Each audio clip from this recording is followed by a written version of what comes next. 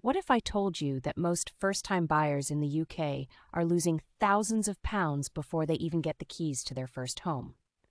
Not because they are bad with money, not because they did not work hard enough, but simply because nobody ever told them the rules of the game.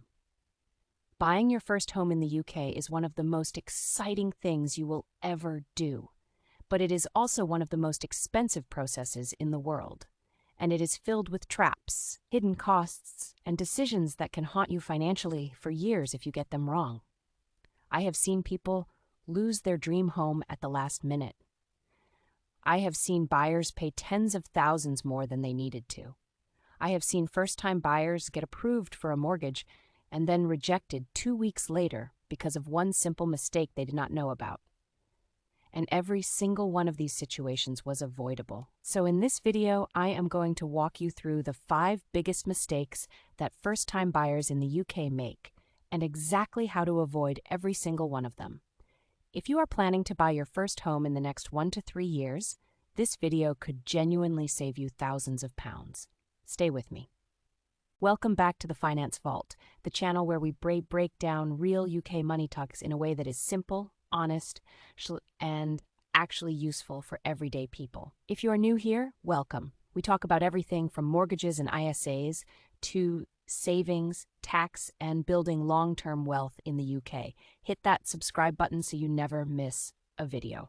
Now, today we are talking about first-time buyers, and I want to be very clear about something before we start. This is not a video full of generic advice like save more money or get a good job.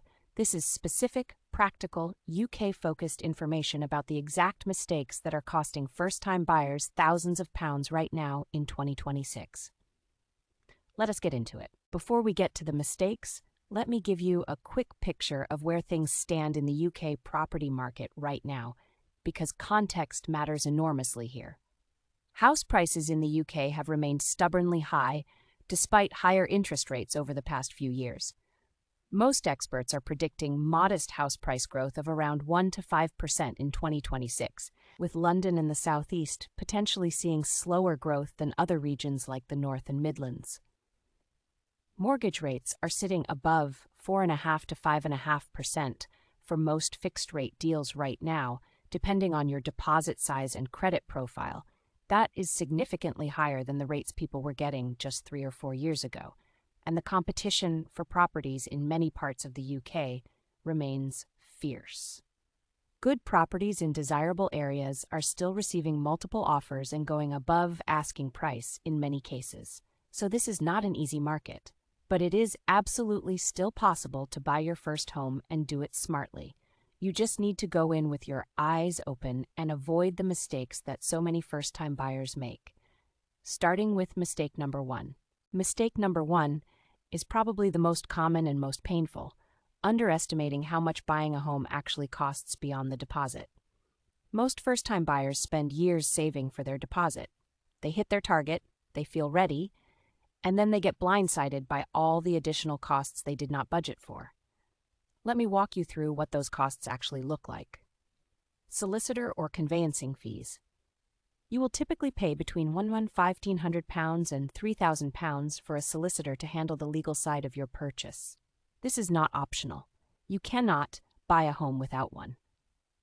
Survey costs. A basic valuation might be included by your lender, but a proper homebuyer's survey or full structural survey will cost you between £400 and £1,500, depending on the property. And trust me, skipping a proper survey to save money is one of the most expensive decisions you can make. Mortgage arrangement fees. Many mortgage deals come with a product fee of between £500 and £500. Some deals have no fee but a slightly higher rate. Always calculate the total cost of the deal over the fixed term to compare properly. Stamp duty. This is the big one. First-time buyers in the UK do get some relief here.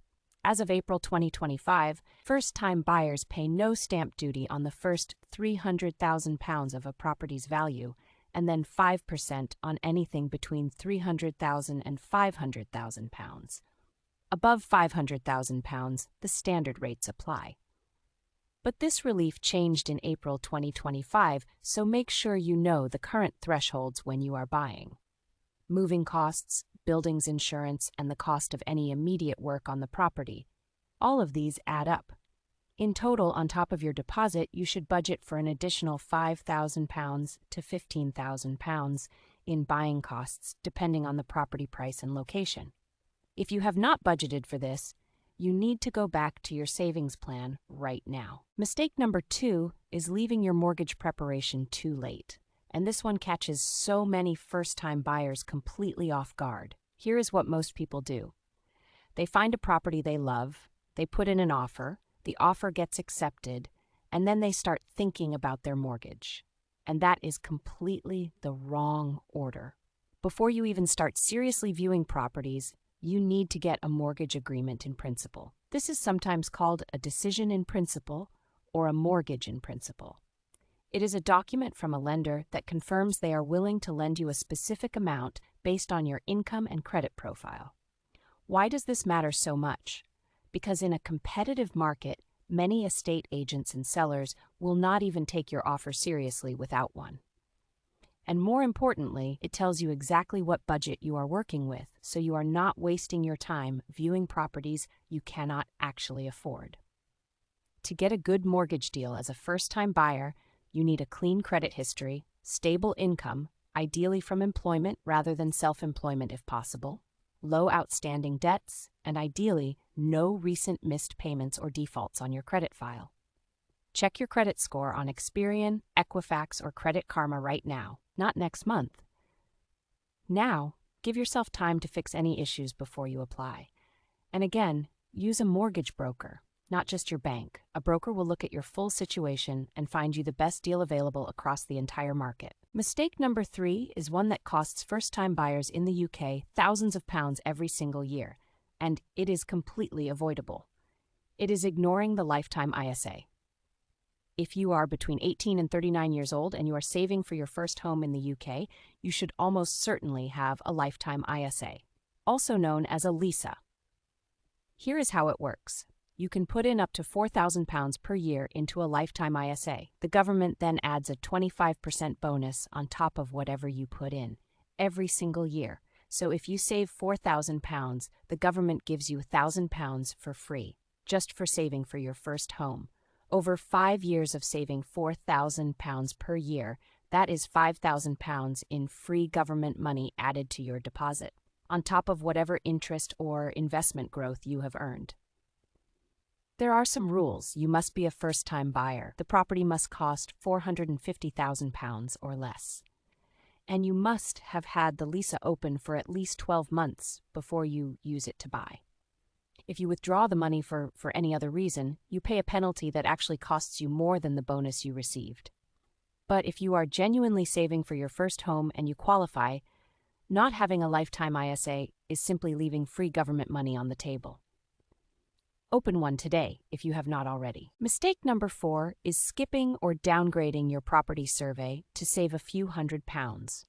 And this is one of the most expensive false economies in the entire home buying process. When you buy a property, your mortgage lender will carry out their own valuation. But this valuation is for their benefit, not yours. It simply confirms the property is worth what you're paying for it.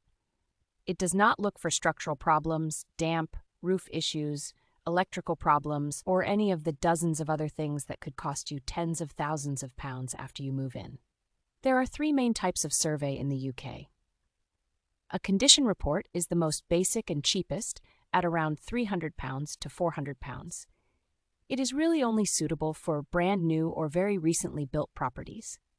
A home buyer report is the most popular choice for standard properties and costs between £400 and £800. It looks at the condition of the property and highlights any significant issues.